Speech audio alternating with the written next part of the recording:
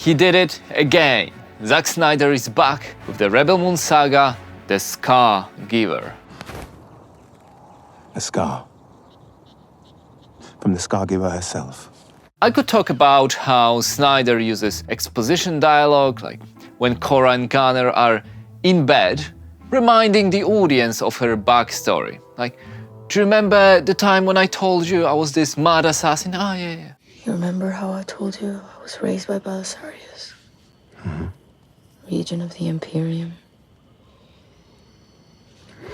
And how I was the bodyguard to the Princess Issa.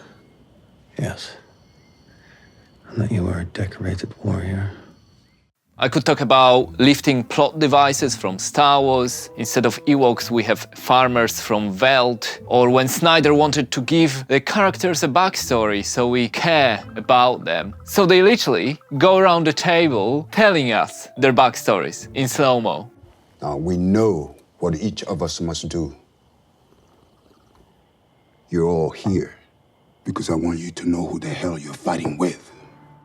But in this short video, I wanted to focus on one element of the Rebel Moon sequel, and that's a weird use of music. And I'm starting with songs. Now, I don't mind when they use songs in movies. It can be a great way to enhance storytelling, like in Reservoir Dogs or even Guardians of the Galaxy.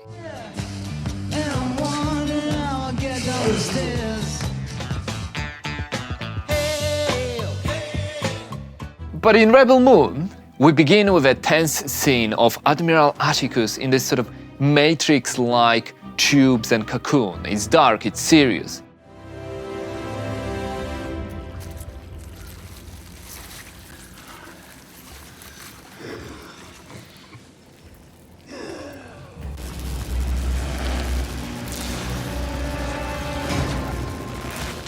But then the next scene is this Lord of the Rings-like setting where the crew approaches the village with a soft song playing.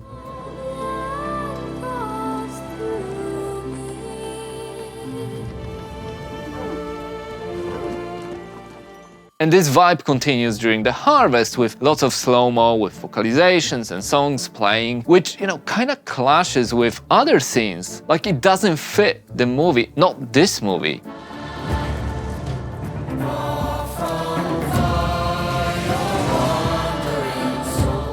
And by the way, why are they using medieval plows when the harvest is sitting on this super tech levitating platform? Like, they don't have tractors, they don't have robots. Another scene where the music choice is strange is this Julius Caesar-like scene where the politicians attack the royal family. It's dramatic, it's serious, but then we have a string quartet in masks playing on the side, providing the soundtrack to the murders in real time. Issa? Run! Issa! Bastard. Now, it's a bizarre use of a diegetic sound, which is a sound the characters can actually hear in movies. Why are these musicians there? And why do they continue to play and up the tempo to fit what's happening? Another strange musical scene. General Titus singing. Okay, it's a nice pre-battle scene. But then he launches into this song like Pippin during Faramir's charge. Miss behind the world ahead, and there are men.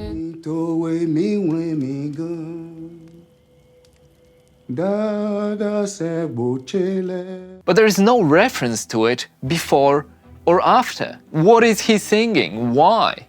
Is it like his culture or some military tradition? It's just so random.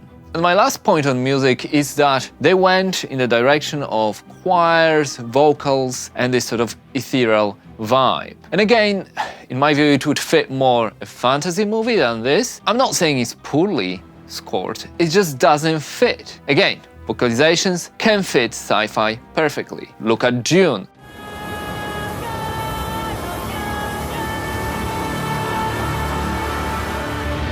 There's just too much in here. Like, every scene has this dramatic choir underneath. And if everything is made to sound dramatic, then nothing is.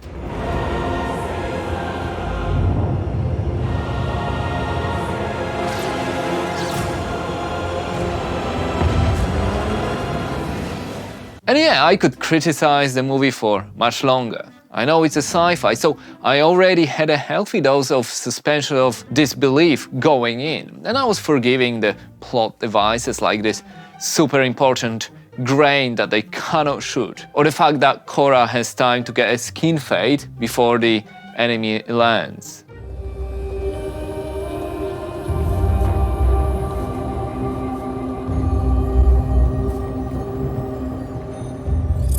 I don't want to be a hater, it's a movie, I get it. But each element of Rebel Moon looks expensive, but then put together in such a disjointed matter. Like, okay, explosions, yeah, they look cool. Oh, damn.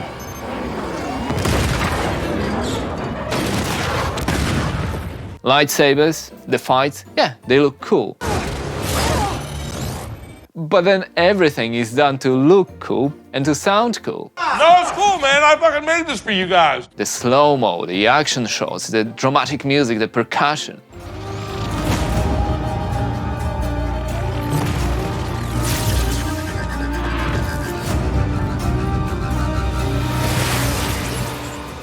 Then again, if everything is over the top, then nothing is. If everything is dramatic, then nothing is. The story should always be a priority. Everything else is just bells and whistles. Yeah, they can make the story better, the effects, the sound, but they won't make bad writing and storytelling good. Okay, so in my view, it's better than the first one, and I made a video of how much the first one stole from Star Wars if you wanna watch it. But at least in the sequel there is some action and, you know, the battles look alright at times.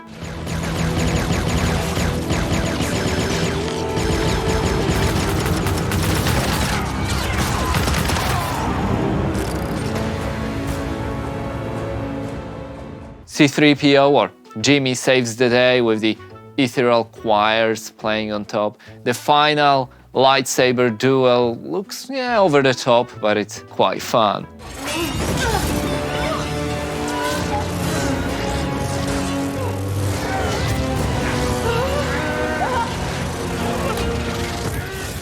But it's not good overall. It's another example of poor writing and storytelling.